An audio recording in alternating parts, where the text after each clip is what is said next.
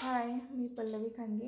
आज आपण साबुदाण्याची खिचडी करणार आहोत आणि त्यासाठीचे साहित्य मी कढई गरम करायला ठेवलेली आहे. त्यात आपण तेल टाकले.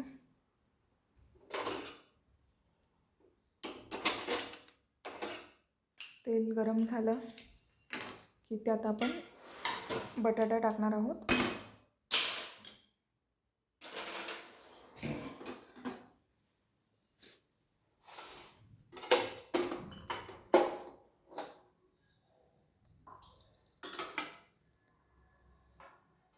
बटाटा छान परतून घ्या.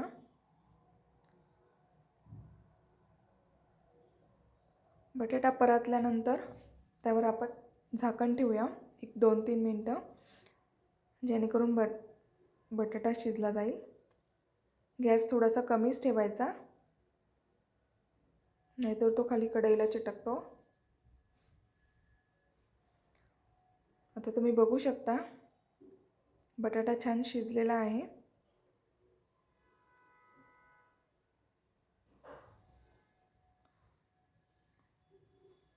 आता त्यात मी कोथिंबीर आणि हिरवी मिरचीचं वाटण केलं होतं ते टाकलं. परत एकदा चांगलं परतून घ्यायचं.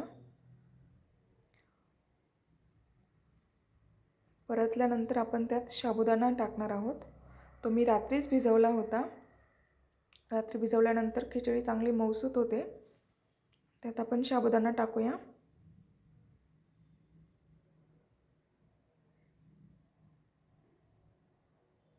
परत एकदा चांगलं परतवून घ्यायचं ते. कलर बघा कसा हिरवा मस्त आलेला आहे खिचडीला.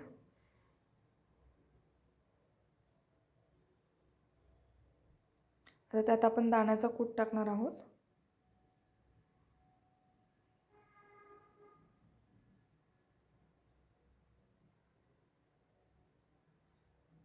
ते छान परतवून घ्या.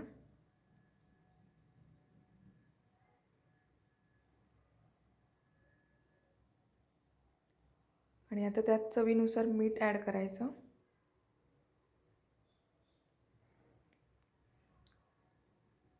मीठ मिक्स करून घ्या. छान परतून घ्या. आणि परतल्यानंतर आपण त्यावर झाकण ठेवूया.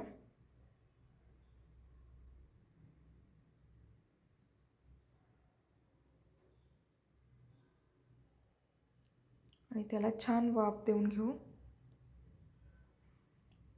5-10 मिनटं तरी. आणि आधनंमधनं बघून घ्यायचं साबुदाणा व्यवस्थित परतला आहे की नाही. परतून घ्या तो व्यवस्थित.